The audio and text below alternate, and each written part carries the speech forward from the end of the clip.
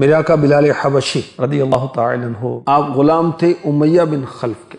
یہ کب برداشت کر سکتا تھا کہ اس کا زر خرید غلام اس کی مرضی کے بغیر بے شمار خداؤں کے خلاف علم بغاوت بلند کر دے اور ایک خدا کی بندگی کا کہے۔ امیہ کو جب معلوم ہوا کہ اس کا حبشی غلام مسلمان ہو گیا تو غصے سے اس کا خون کھولنے لگا اور اس نے عزم کیا کہ قبول اسلام کے جرم کی بلال کو اتنی سخت سزا دوں گا کہ برداشت نہ کر سکے گا، مجبوراً نئے دین سے رشتہ توڑ لے گا۔ اب امیہ کیا کرتا؟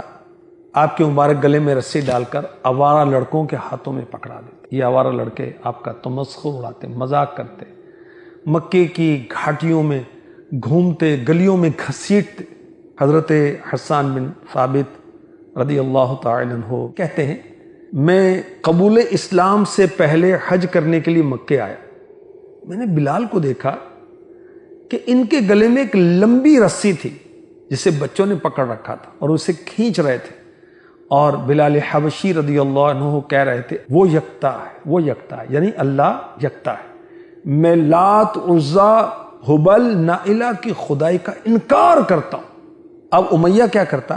بلال حبشی رضی اللہ تعالی عنہ کو بھوکا رکھتا، پیاسا رکھتا۔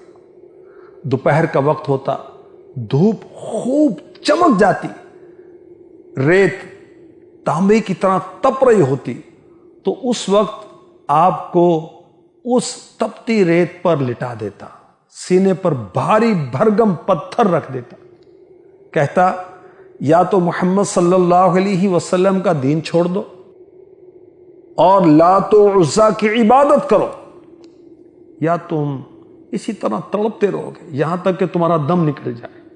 اور میرے آقا بلال حبشی رضی اللہ عنہ نیم بیہوشی کے عالم میں یہی جواب دیتے، وہ یکتا ہے، وہ یکتا ہے، میں اللہ پاک کے ساتھ کسی کو شریک نہیں ٹھہراتا، میں لات و عزا کا انکار کرتا ہوں۔ امیہ سن کر اور غضبناک ہو جاتا، اور بھڑک جاتا، مزید ستاتا، آپ کے مبارک گلے کو زور سے دباتا یہاں تک کہ آپ بے ہوش ہو جاتے۔ حضرت بلال رضی اللہ تعالی عنہ جب شدت عذاب میں احد احد کے نعرے لگاتے تو لوگ تلقین کرتے اس تکلیف سے بچنے کے لیے ایک ہی صورت ہے، تم کفریہ جملے کہہ دو۔ آپ فرماتے میری زبان ان کو بولنے سے قاصر میں معذور۔ اللہ کی شان دیکھیے، امیہ بن خلف بلال حبشی رضی اللہ عنہ کو طرح طرح سے تکلیف دیتا ہے۔ آخر وہ وقت آیا کہ صدیق اکبر رضی اللہ تعالی عنہ نے بھاری قیمت میں آپ کو خرید کر اللہ کے لیے آزاد کر دیا۔ پھر کیا ہوا؟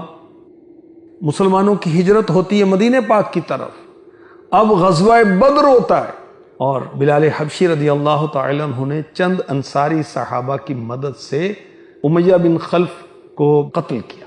اللہ پاک کے ان پر کروڑوں رحمتیں ہوں، ان کے صدقے ہمیں عشق رسول کی لازوال دولت مل جائے، آمین۔